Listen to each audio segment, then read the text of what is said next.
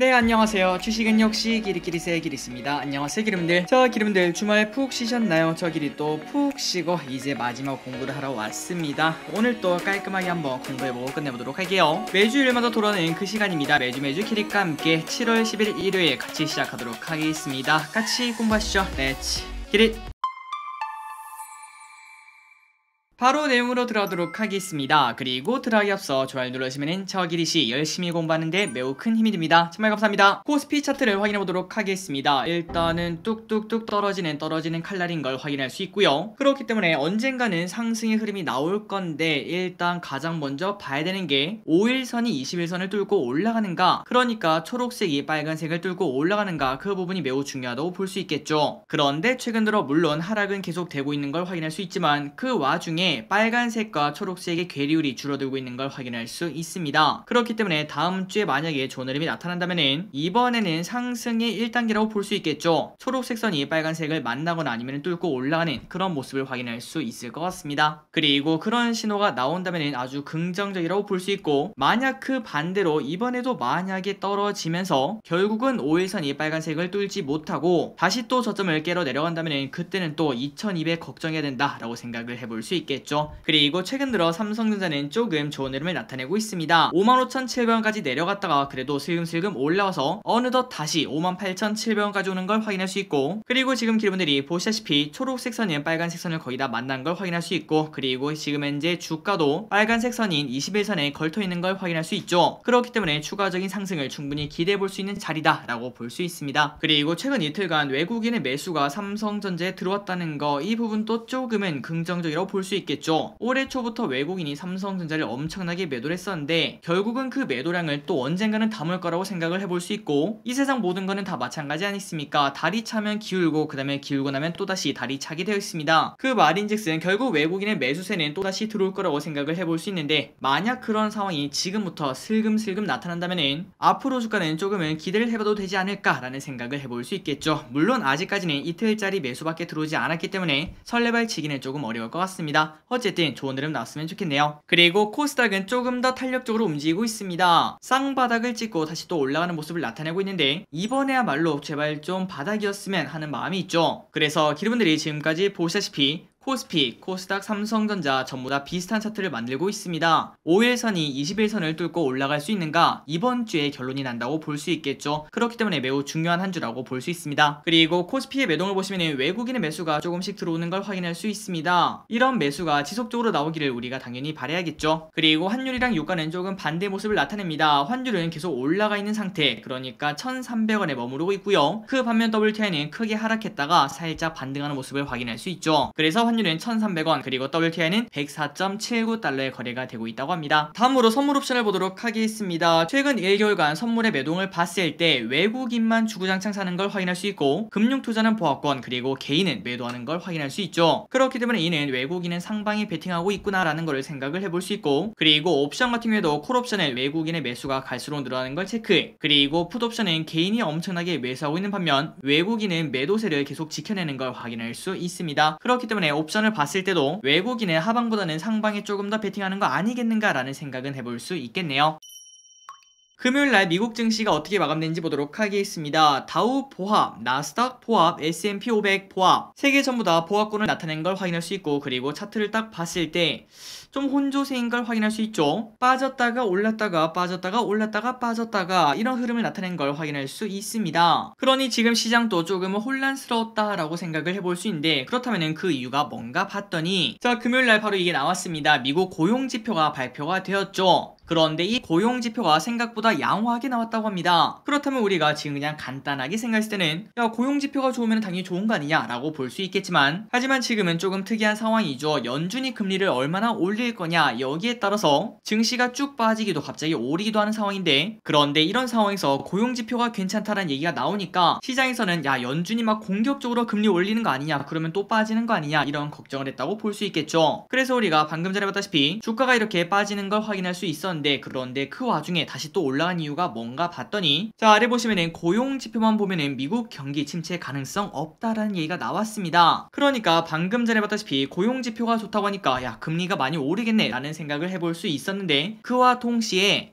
야, 그런데 우리가 지금 경기 침체 걱정이 분명 있잖아. 그런데 고용지표 보니까 이거 경기 침체 안 올 것 같은데? 그러면은 연준이 금리 올려도 괜찮은 거 아니야? 우리 버틸 수 있을 것 같아. 이런 얘기가 나왔다는 거겠죠. 그래서 결국은 줄다리기 하듯이 위의 생각과 그 다음에 아래 생각이 팽팽하게 부딪히고 금요일날 끝난 걸 확인할 수 있습니다. 그래서 아직까지는 조금 불안한 게 사실입니다. 첫날 반응보다는 두 번째 날 반응이 더 중요한데요. 그렇기 때문에 내일 저녁 미국 증시 그리고 내일 아침에 시작하는 미국 선물이 어떤 식으로 움직이는가, 거기에 따라서 지금 고용지표가 잘 나왔는데 이거를 긍정적으로 보는지 아니면은 부정적으로 보는지 그 결론이 나지 않나라고 생각을 해볼 수 있고, 그리고 금요일날 미국장은 그 결론을 못 내고 끝냈다고 볼 수 있겠죠. 어쨌든 이 부분을 조금 관심있게 보시고, 일단 저기릿은 긍정적으로 볼 확률이 조금 더 높지 않나, 6대4 정도로 높지 않나 라고 개인적으로 생각하고 있습니다. 다음으로 나스닥 차트를 보도록 하겠습니다. 자, 여기 보시면은 전 저점을 깨지 않고 슬금슬금 올라가는 흐름을 나타내고 있죠. 그리고 만약에 다음주에 한 번 더 상승한다면은 그 전에 고점을 뚫고 올라가는 걸 확인할 수 있습니다. 여기와 여기. 그렇게 된다면은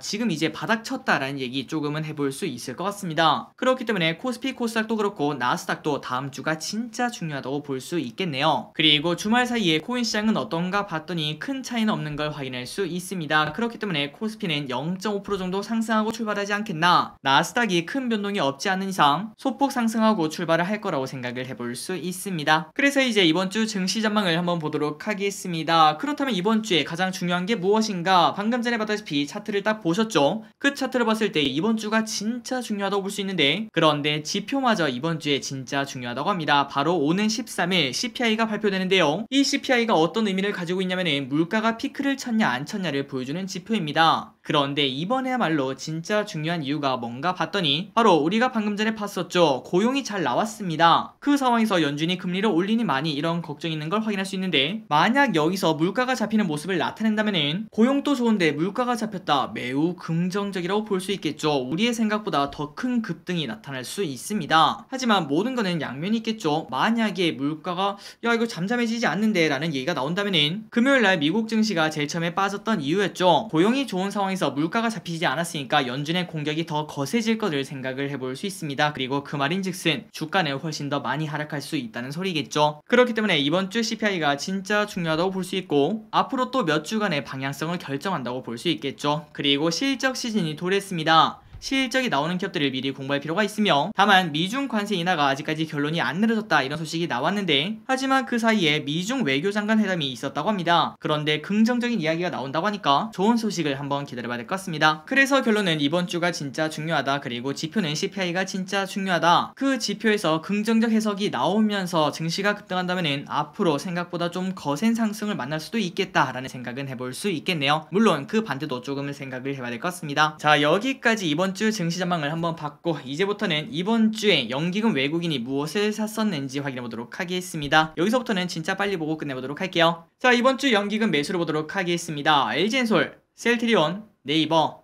SK하이닉스, LG전자, 카카오뱅크, 크래프톤, JYP, LG생건, 삼성전기, 셀트리온 헬스케어, SK바이오팜 등등등 이러한 기업들을 사는 걸 확인할 수 있습니다. 그리고 외국인은 SKIT, SK하이닉스, 삼성전자, LG화학, NC소프트, SO일, 위메이드, SK텔레콤, LNF, 삼바, OCI 이런 기업들을 매수하는 걸 확인할 수 있습니다. 그리고 개인분들은 고버스, SKT, SK이노베이션, 삼성중공업, 코스닥 인버스, 하나금융지주, 현대중공업, 한국항공우주, LG노텍, 현대미포조선 여기까지 매수합니다. 그래서 개인분들은 이번 주에 인버스를 많이 사는 걸 확인할 수 있고, 그리고 SKIT, SK이노베이션 이런 기업들을 많이 사는 걸 체크할 수 있네요.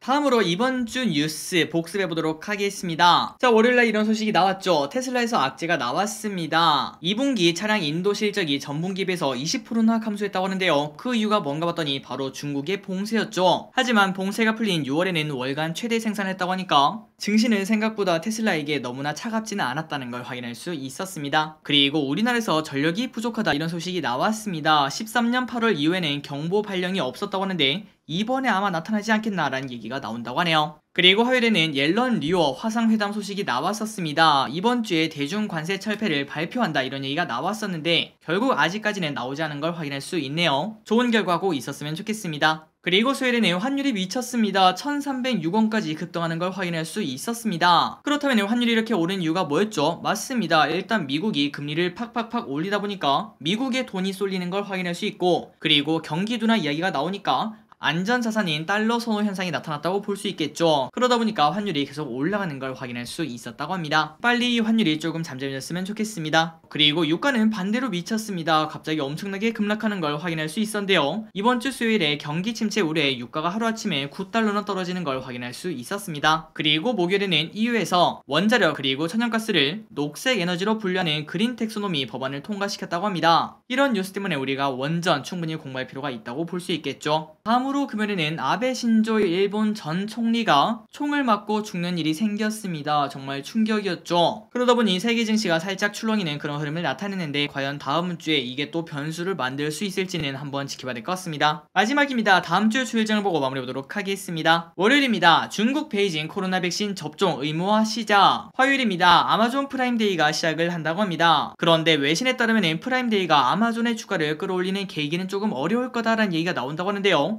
매년 매출 증가세가 둔화되는 걸 확인할 수 있다고 합니다. 수요일입니다. 7월 금융통화위원회가 열립니다. 아마도 빅스텝이 나오지 않을까라는 예상이 있다고 합니다. 그리고 바이든 중동에 드디어 갑니다. 과연 어떤 소식이 나올까요? 그리고 이날 사실상 주인공이라고 볼 수 있겠죠. 미국 6월 CPI가 발표가 됩니다. 그리고 다음날은 미국 6월 PPI가 발표되며 우리나라 옵션 만기일입니다. 참고하시면 좋을 것 같습니다. 그리고 다음날인 금요일에는 미국 옵션 만기일도 같이 있다는 거, 6월 수출입 물가지수가 금요일날 발표가 됩니다. 마지막으로 중국 2분기 GDP가 금요일날 발표가 됩니다. 달력을 보고 마무리해보도록 하겠습니다. 맨 위에는 공모주, 이번 주도 공모주 좋은 게 많겠죠. 한번 관심있게 보시면 좋을 것 같고, 그리고 아래 증시 일정, 보호일수, 마지막으로 실적 발표가 있다는 거 참고하시면 될 것 같습니다. 스크린샷 찍고 넘어가도록 할게요. 자, 오늘도 이렇게 같이 공부해서 진심으로 감사합니다. 항상 이렇게 열심히 공부하신 분들 당연히 성공하실 거라고 생각해요. 지금 조금 힘들지언정 나중에는 당연히 웃을 거라고 생각합니다. 지금까지 기리셨습니다. 빠이요.